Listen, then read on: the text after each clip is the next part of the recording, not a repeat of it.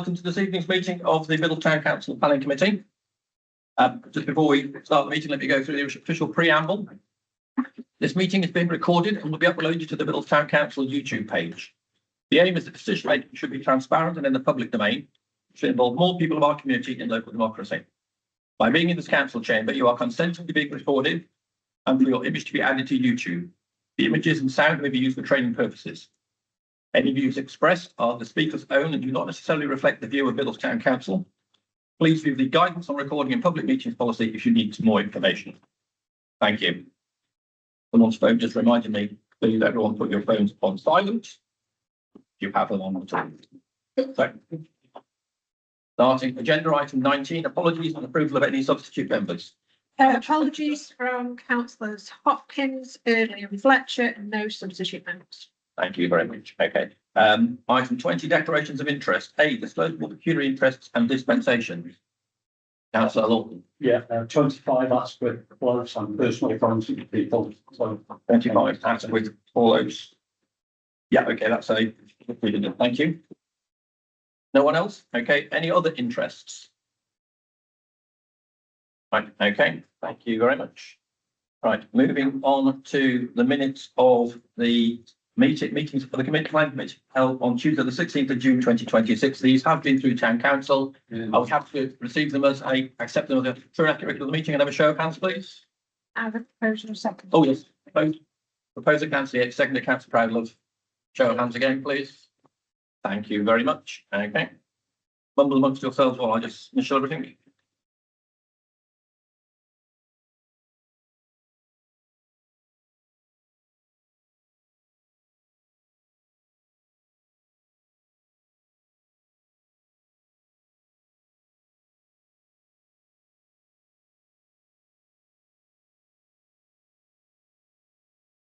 I have to check the minutes currently because otherwise I forget because I don't know what day of the week it is, let alone what day of the month it is. That's Tuesday. Got my year lost as well there for a moment. Okay, thank you. Moving on. Okay. Item 22, standing agenda item to consider any proposed sites for local listing. Do you have any suggestions or proposals? Okay. There was a meeting, I believe, last week of the. Oh, we don't know. Okay, right. I've not seen anything, but I've seen minutes come around. I've not seen anything about it. So anything put up about it at all? No, I think perhaps it was this day. Do we know when the next one is? It will be on. I think they will note the heritage meeting that where we put things for local listing. And the district council is aware of where there is a conservation. That's the one. We just had one, I believe, because I've seen minutes from it. No, I'm sure I've seen. Okay, we'll check and we'll let you know. Yeah, but you still know what the dates are and Yeah. know what we. Okay. So moving on to item 23, planning applications.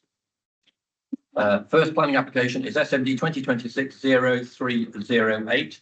You should all have received my initial summary and suggestions. Let's.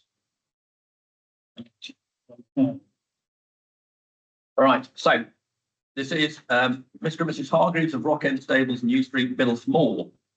It's proposed demolition of an existing stable block and construction of a new self-built 4-bedroom detached dwelling with ancillary parts and subterranean garage.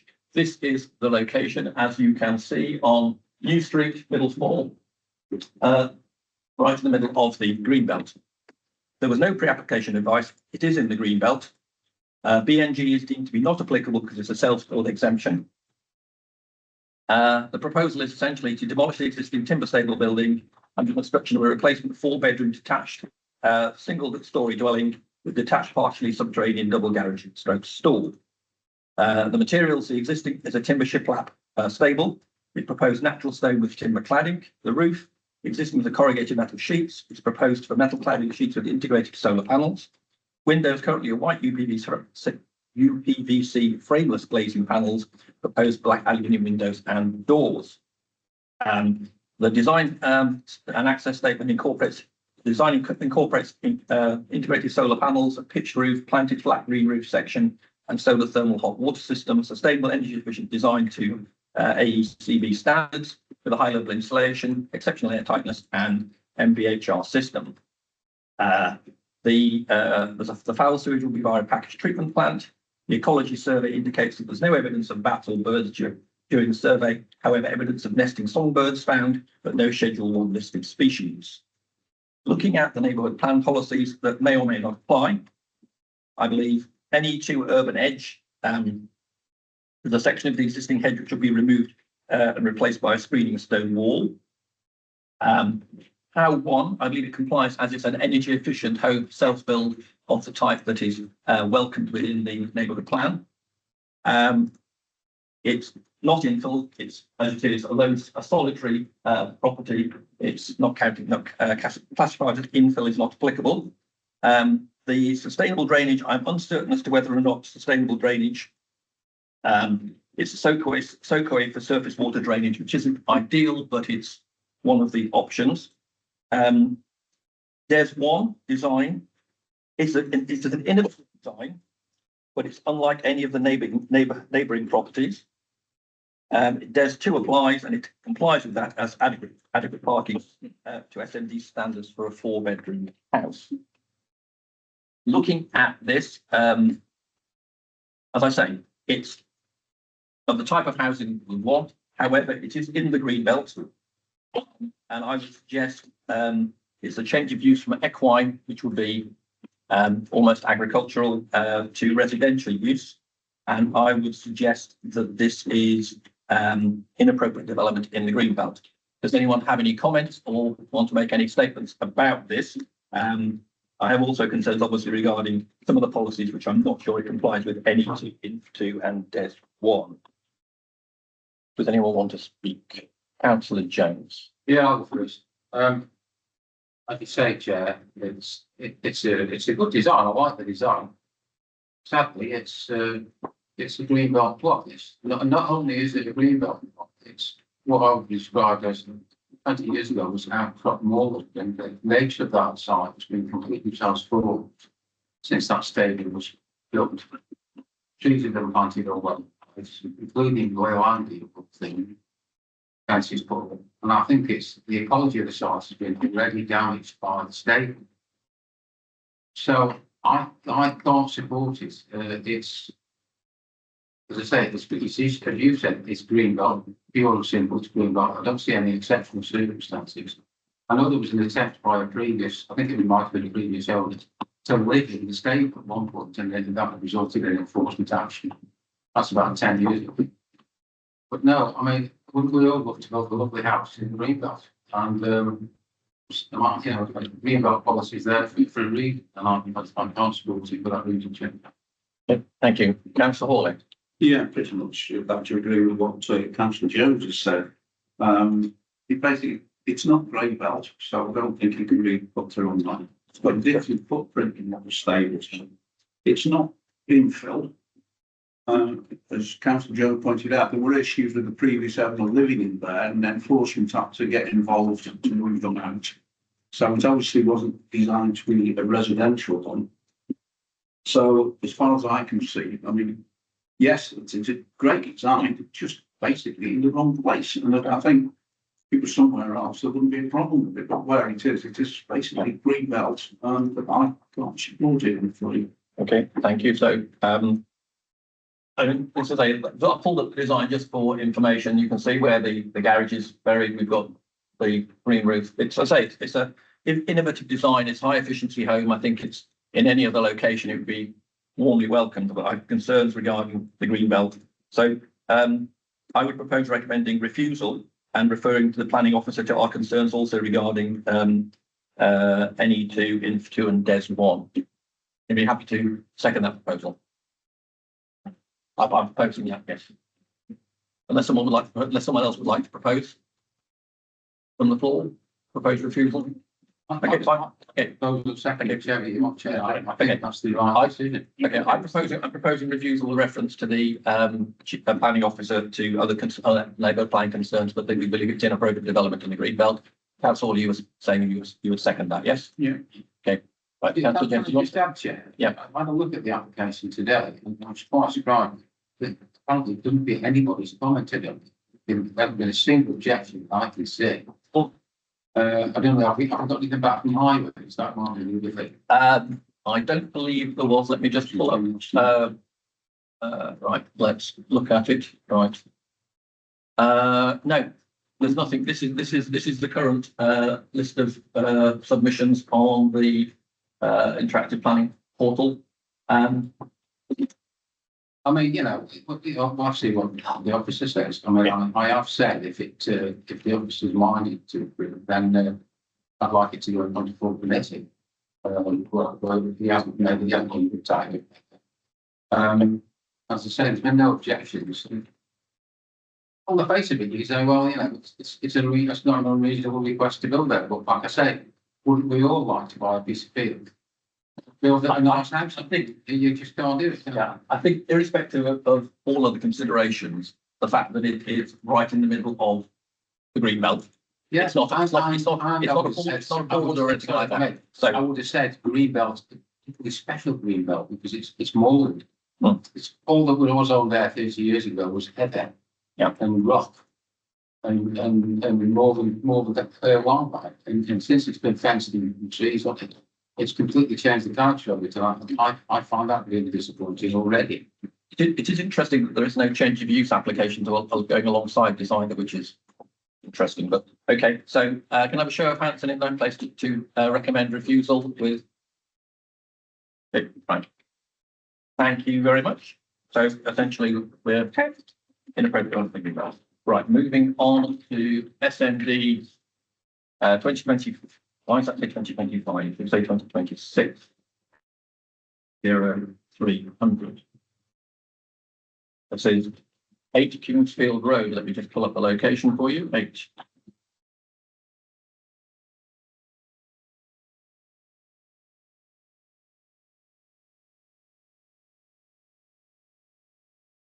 Okay, all right. So this is an application by Mr. and Mrs. Tiddles of 8 Kingsfield Road, Biddulph. It's proposed single-storey rear extension to link an outbuilding to the main house, an extension and conversion of a garage to utility and with a proposed single-storey rear extension to link an outbuilding to the main house. The extension and conversion of the garage to utility room and proposed pitched roof over. There's no pre-application advice. It's not in the green belt. It's BMG is not applicable because it's a household exemption. It's proposed. It's a modest glass roof extension. Let me pull up the image. Right. Okay. This is the property. It's a modest glass roofed extension to link the back of the ground floor, which is currently an extension, to what was currently a detached garage, with the reordering of the garage to convert to a utility room. The walls are existing red facing brick and it's proposed the walls will match. The roof existing plain tiles proposed a glazed pitched roof, which we can see here. There's no other additional provided, no access statement. County Council have commented on it, stating that it complies with DES 2 in terms of car parking. Although the garage is being removed, there is sufficient parking on the site for the 3 cars that will be required to comply for a 4-bedroom house. So County Council have already commented on that one. The only neighbourhood plan policies which I believe apply are DES 1 design and DES 2 public development car parking. Both of those I believe it complies with that as the materials match. And while there's a loss of garage, as I say, County Council highways have commented that it's adequate parking for 3 vehicles to comply with their regulations. The only additional comments I had on this would be that there have been previous extensions on this property, and essentially this is the original footprint. It was extended at the back, then extended above in 1978 and 1979, and in 1978 and then 1979, and again in 1981 to add a front porch. So there would be potentially a concern of overdevelopment. However, the extension they're adding is only this very small section there. So I don't think we actually have a concern with overdevelopment. I would suggest that it goes through with no adverse comments. Does anyone want to speak on this? Okay. So someone else wants to propose the no adverse comments? Thank you, Councillor Brown. Looking at a second for that, please. Councillor Jones, from show of hands, please. Thank you very much. that concludes the application we had in advance of the meeting. Moving on to planning up to the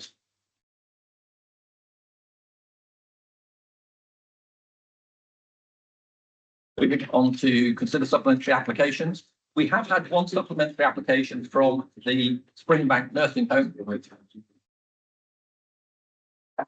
A member of the public has left us. Okay. Right, so I haven't had a chance to look at this in advance, but I can pull it up for us as we have a fairly light agenda. Right, so bear with me while we do the bit that I normally do in the privacy of my own home.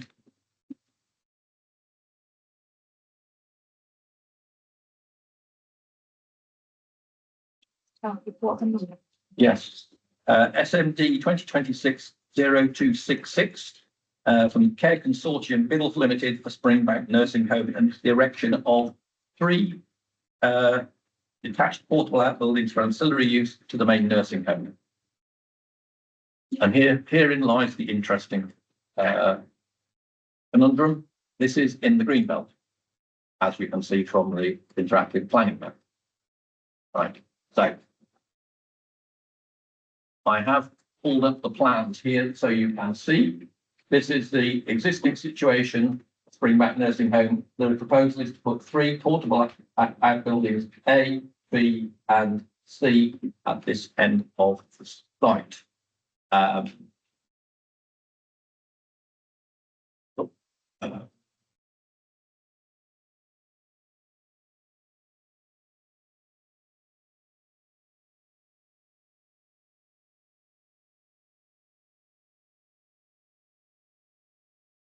So basically steel clad finished with in charcoal grey for the walls, steel roof, charcoal grey aluminium windows, charcoal grey aluminium doors in terms of the design.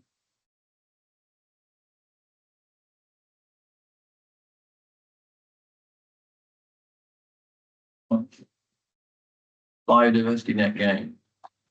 Biodiversity net gain does apply, and there are ecological surveys provided with the planning application. I'll have to have a look at those to see what we're going to gain in terms of biodiversity.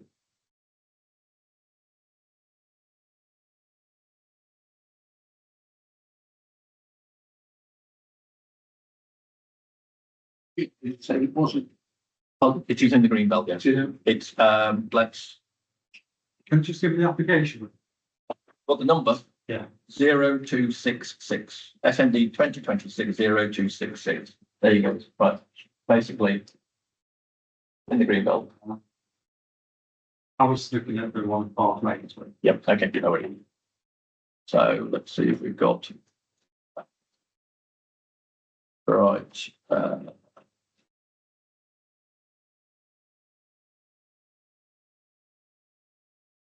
We're looking here as in terms of area habitats, net gain, yeah, the net gain of linear habitats of 234.73%,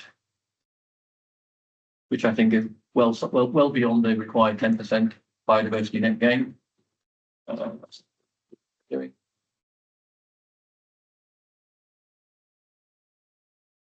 I think what we need are the maps.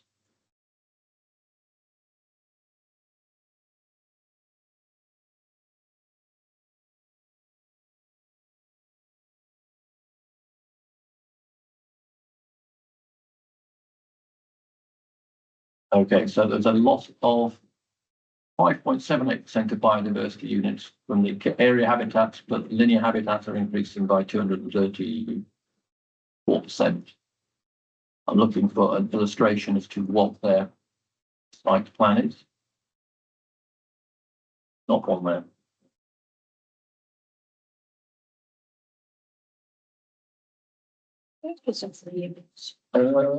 The units are, right, that's this.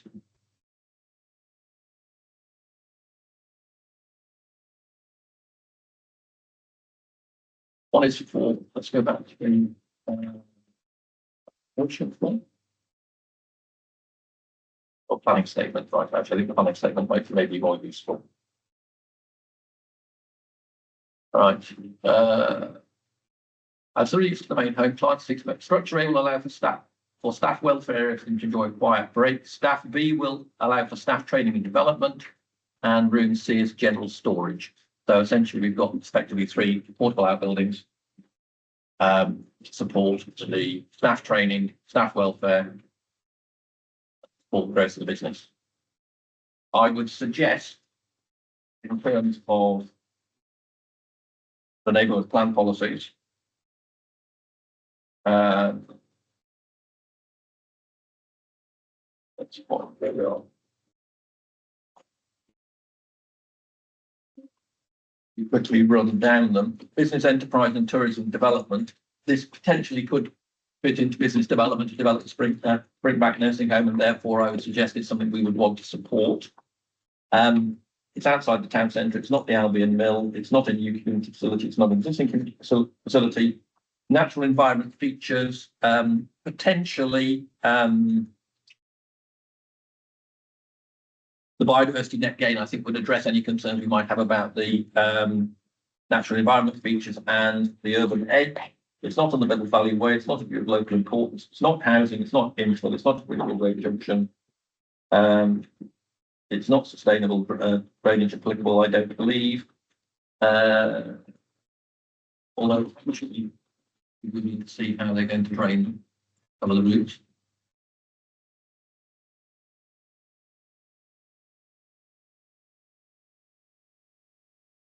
There is no information on this that suggests anything about how they're going to deal with drainage from the roof.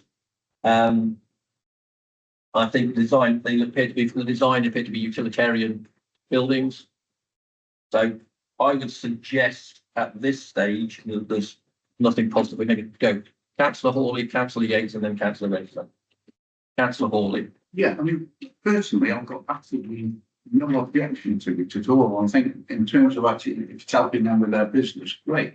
The only thing that sort of comes to mind is that a while ago, there was an application put in by Who's Garage at the top of Park Lane to put a mobile home adjacent to the, adjacent to the garage. Yeah.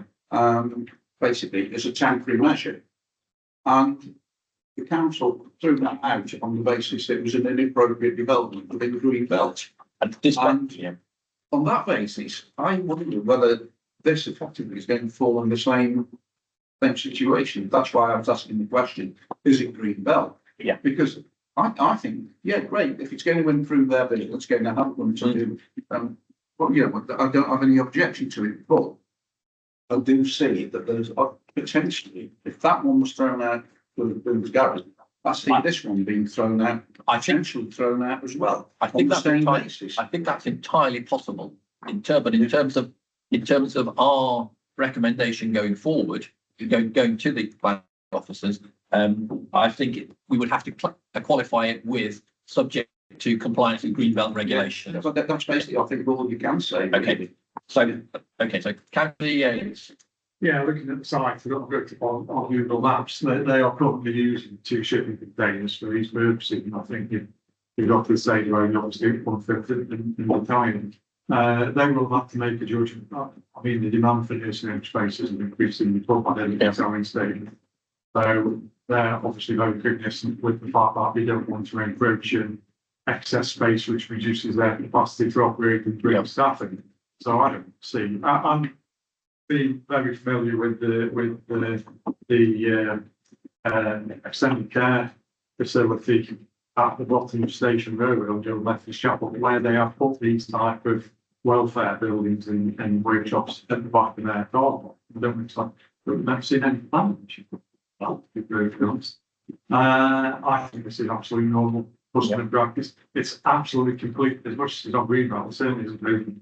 No, I think this is completely constrained, which is slightly different to Rockgate. I was going to say this is completely different to what we've seen previously, because it is actually it's within a site that is bounded by other buildings, and it's only just in the green belt in terms of its peripheral to it, as opposed to being smack in the middle. It's previously definitely previously did not the plan, so one could say it was ground for all roads, not abandoned. No. So I don't see any objection to this, it allows obviously a successful and well-run business to carry on being a successful and well-run business and is looking after the welfare of their staff. And creating as much internal space as possible by having a workshop outside. Thank you, councillor Yates. Okay, councillor Redford. Yes, for all those who are old enough for us to remember, this was the old Northern Bank Social Club. Shuffles, which takes us back for some time until towards, I think it eventually went bankrupt, I'll be honest with you. Sort of leisure, badminton, what sort of going on in it. And that's obviously not right, you know, because that's basically the nursery when we first moved in.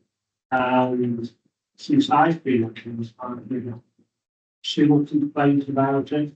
I've always found it so well run business. You know, for wanting basically facilities to enable them to train staff, because this is one of the big problems. Nursing homes are coming across and actually having trained staff. So I think anything that can be done will alleviate that. Including the social pressure and well, and new opportunities to get lost. Thank you, councillor Redford. Councillor Jones. I think you're our last speaker, so. Well, yeah, thank you, Chair. Yeah, it is, I'd say it's green belt. If you look at it, if anything's green belt, that is. I mean, it's surrounded by ramshackle fencing. I mean, there's a vehicle hire putting on the corner, which is quite tiny, but it's kind of same fencing.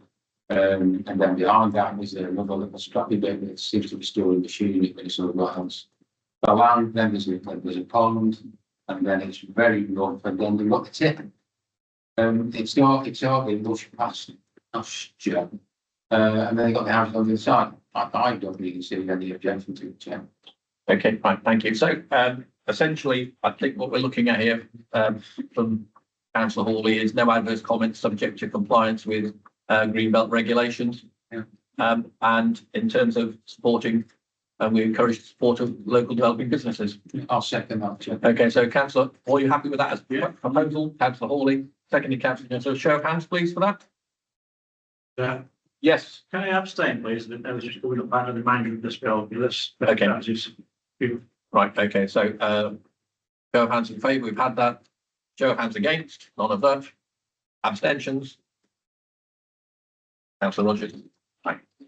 Thank you very much. Okay, that does actually now put us in a position where we don't have anything at the moment to carry forward to August to require an August meeting. That situation may change depending upon how things go.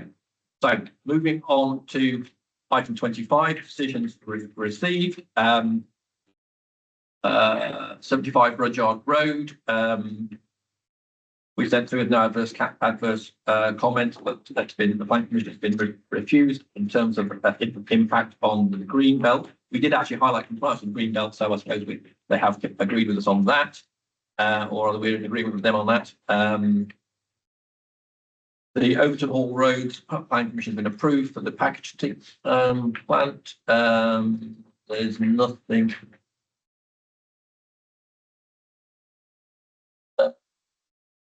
Again, former car park on Mowcop, that has been refused. Mission in principle has been refused. We had no adverse comments. The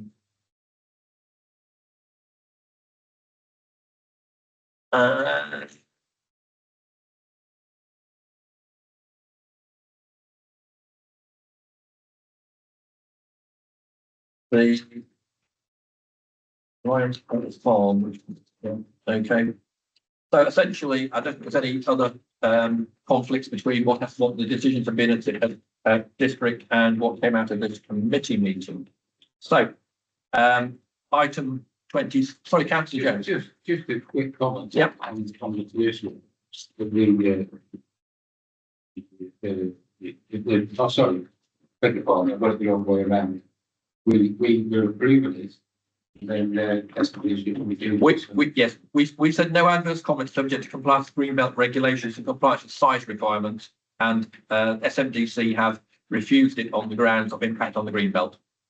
which was a concern we'd highlighted, but as we did with the last one, so I don't think there's any significant disagreement between. No, what was in my head, because obviously we've got the field coming up. That's, That in a minute. Yeah. It's possible.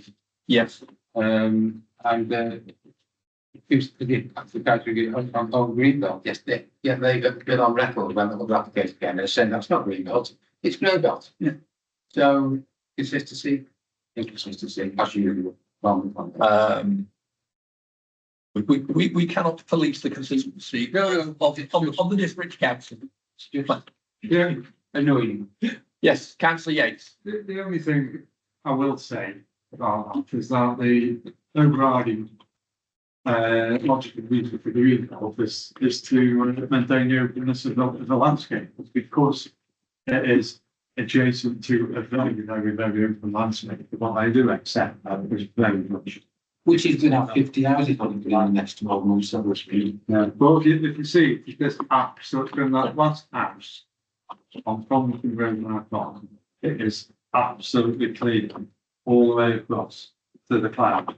So in that context, then it is preserving the openness of the landscape. However, in the context that it's obviously brownfield. Because it's previously developed land, which. You're talking about the Mount Cop one, aren't you now, rather than, were you talking about Mount Cop? Road. Oh, You're talking about Richard Road, yes, yes, 75 Richard Road. that's what I'm saying. Yeah. It's still be subject to the appeal we're going to look at, isn't it? Okay. So any other comments on any, that's okay? Right, can we move on to item 20? So, can we win? Yes, okay, 26. Good shit. Right, ladies and gentlemen, item 26, appeal by Mr. and Mrs. Webb for the land between Roger Road and Hot Lane. This is the larger of the two developments that came through from Biddulph a couple of months ago. To put, I think it was up to 9 houses on a piece of land that runs from Rudyard Road along Parklands to the village hall. I think we discussed it at length at the previous meeting. Having looked at what we said at the last meeting, I don't think there's anything that we would want, that I would think we should need to bring forward to make any change to our original recommendation. Councillor Hawley. Yeah, just one point. In their appeal statement, they claim it to be limited infill. So how you can actually put 9 houses as infill, and especially in that position, I do not know. Basically, according to the neighbourhood plan. I'm just about to quote chapter and verse of the neighbourhood plan for you. Yeah. Yeah, basically, we had this one. Right. It is a standard is that we expect no more than 3, but we would go to 5, not 9. And I wouldn't, how you can actually designate that piece of land to say that is infill, I just do not know. I will quote, as I have the document in front of me, I will quote to you: infill housing development of small infill sites within or adjacent to settlement boundaries will be supported within existing residential built frontages, subject to the housing being set back and spaced to complement the existing townscape, there being no significant detrimental impact on the surrounding residential properties, avoiding overdevelopment by ensuring that the number of houses relate to the established character of the area. Our interpretation of that within the document is that infill housing will normally comprise 1 to 3 houses and is unlikely to exceed the upper limit of 5. This does not apply to the larger sites which are windfall within the town centre, which is obviously different. Where sites are in the Greenbelt, national policy requirements will also be considered in conjunction with this policy. So, in confirming your statement, we would certainly not expect it to be more than 5. This is a development of 9, so it would not comply with our definition within the neighbourhood plan of infill, and it is a green belt site. The housing doesn't, I would suggest, does not complement the existing townscape, as it will effectively be a new standalone development on a green field.